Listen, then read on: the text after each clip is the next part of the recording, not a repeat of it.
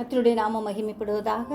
இந்த புதிய நாளின் தியானத்துக்காக எடுத்துக்கொண்ட வசனம் 1 நாளாகமம் 4வது அதிகாரம் 10வது வசனம். யாபேஸ் இஸ்ரவேலின் தேவனை நோக்கி, தேவரீர் என்னை ஆசீர்வதித்து என் எல்லையை பெரிதாக்கி உமது கரம் என்னோடு இருந்து தீங்கு என்னை துக்கப்படுத்தாதபடிக்கு அதற்கு என்னை விலக்கி காத்தருளும் என்று வேண்டிக் கொண்டான். அவன் வேண்டிக் கொண்டதை தேவன் அருளினார். ஆம், யாபேஸ் தன்னை ஆசீர்வதிக்கும்படி கர்த்தரிடம் கேட்டான். என் எல்லையை பெரிதாக்கும் உமது கரம் என்னோடு இருக்க வேண்டும்.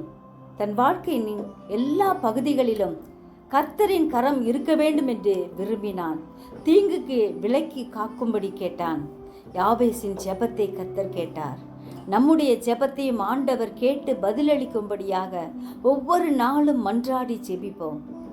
ஜெபத்தை கேட்கிற ஜீவன் உள்ள தேவன் நம் ஒவ்வொருவரையும் ஆசீர்வதிப்பார், நம் ஜெபத்திற்கு பதிலளிப்பார். ஜெபிப்போமா? ஜெபிக்கிறதான் நல்ல இயேசுவே, இந்த அருமையான நாளுக்காக நன்றியோடு ஸ்தோத்திரிக்கிறோம் ஐயா. ஆண்டவரே, நீர் எங்களை ஆசீர்வதிக்க வேண்டும் என்று சொல்லி யாபேசை போல நாங்களும் ஜெபிக்கிறோம். நீர் எங்கள் ஒவ்வொருவரையும் தொட்டு ஆசீர்வதியும். உம்முடைய கரம் எங்கள் மேல் இருக்கும்படியாய் கெஞ்சுகிறோம் ஐயா. எங்களுடைய வாழ்க்கையின் எல்லா பகுதிகளிலும் கர்த்தரின் கரம் இருப்பதை நாங்கள் உணர கிருபை செய்யும்படியாய் கெஞ்சுகிறோம்.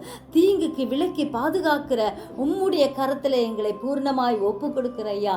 பரிசுத்த ஆவியானவர் எங்கள் ஒவ்வொருவரையும் ஆளுகை செய்வீராக. எங்கள் ஒவ்வொருவரையும் நடத்தும்படியாய் கெஞ்சுகிறோம்.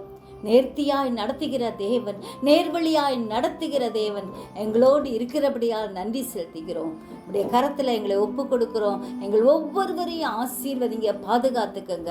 எப்பொழுதும் உடைய கிருபை எங்களை சூழ்ந்து கொள்வதாக.